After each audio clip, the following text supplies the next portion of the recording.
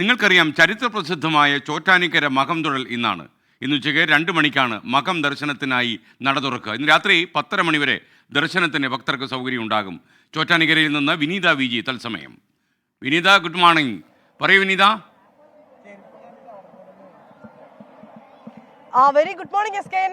വലിയൊരു തിരക്ക് തന്നെയാണ് നമുക്ക് ചോറ്റാനിക്കരയിലും കാണാൻ കഴിയുന്നത്. എല്ലാ ഒരുക്കങ്ങളും പൂർത്തിയായിട്ടുണ്ട്. സുരക്ഷാ ക്രമീകരണങ്ങളുടെയും മറ്റും ഭാഗമായി ഏതാണ്ട് 1000-ലധികം പോലീസുകാരെയാണ് ഇവിടെ വിന്യസിപ്പിച്ചിരിക്കുന്നത്. ഒപ്പം തന്നെ ഗതാഗത നിയന്ത്രണം ഏർപ്പെടുത്തിയിട്ടുണ്ട്. ചൂടുകാലമാണ്, അതുകൊണ്ട് തന്നെ ക്ഷേത്രത്തിലേക്ക് എത്തുന്ന ഭക്തജനങ്ങൾക്ക് അവർക്ക് ആവശ്യമായിട്ടുള്ള സജ്ജീകരണങ്ങളും ഒരുക്കങ്ങളും ഒക്കെ ഒരുക്കിയിട്ടുണ്ട്. ഇങ്ങനെ വലിയൊരു തിരക്ക് തന്നെയാണ് നമുക്ക് ക്ഷേത്രത്തിൽ കാണാൻ കഴിയുന്നത്. എസ് കെ സൂചിപ്പിച്ചതുപോലെ ഉച്ചയ്ക്ക് 2 മണി മുതലാണ് മകം തൊഴൽ. പക്ഷേ 2 മണി മുതൽ ആ മകം തൊഴുന്നതിന് വേണ്ടി എത്തിയ വലിയ ഒരു നീണ്ട നിര തന്നെയാണ് നമുക്ക് കാണാൻ കഴിയുന്നത്. സ്ത്രീകൾക്കും പുരുഷന്മാർക്കും ഒക്കെ ആയി പ്രത്യേക ക്യൂ സംവിധാനം ഏർപ്പെടുത്തിയിട്ടുണ്ട്. വിവിധ ഇടങ്ങളിൽ നിന്നൊക്കെ എത്തുന്ന ആളുകളാണ്. ഒരുപക്ഷെ ഇവരൊക്കെ ഈ പുലർച്ചയോടുകൂടിയും രാത്രിയോടുകൂടിയും ഒക്കെ ഇവിടെ എത്തി ഇങ്ങനെ കാത്തിരിക്കുന്നവരാണ്. നമുക്ക് അവരിലേക്ക് ഒന്ന് പോവാം. ചേച്ചി, എവിടെന്നാ വരുന്നത്?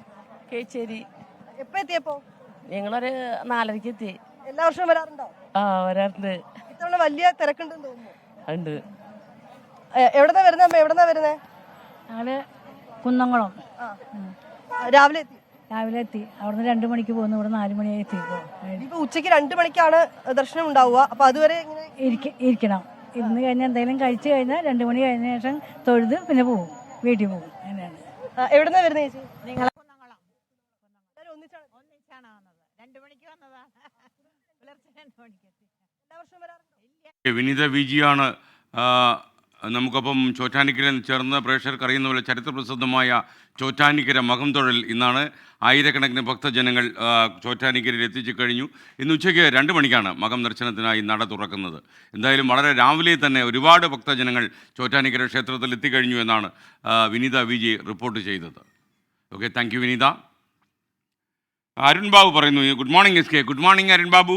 ഇന്നലത്തെ 1 കോടി സൂപ്പറായിരുന്നു. പക്ഷേ ഒരു കാര്യം മനസ്സിലായില്ല. അഖിലിനെ വീട്ടിൽ നിന്ന് ഇറക്കി വിട്ടപ്പോൾ അച്ഛൻ പറഞ്ഞ ഇംഗ്ലീഷ് എനിക്ക് മനസ്സിലായില്ല. വിളി പറയരുതേ. പവിത്രൻ പാതിരിപ്പറ്റ ചോദിക്കുന്നു, വേറെ വാർത്തയൊന്നുമില്ലേ? വാർത്തയുണ്ട്.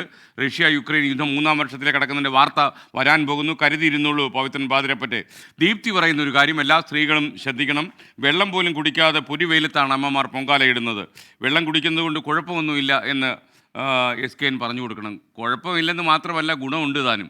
അപ്പോൾ വെള്ളമൊക്കെ അത്യാവശ്യം അമ്മമാർ കുടിക്കണം. കാര്യം തിരുവനന്തപുരത്തൊക്കെ വല്ലാത്ത ചൂടാണ്. പ്രത്യേകിച്ച് ഉച്ചയ്ക്കൊക്കെ ഈ സമയത്ത് നമുക്ക് താങ്ങാൻ കഴിയാത്തതിലധികം ചൂടാണ്. അപ്പോൾ വെള്ളം കുടിക്കണം.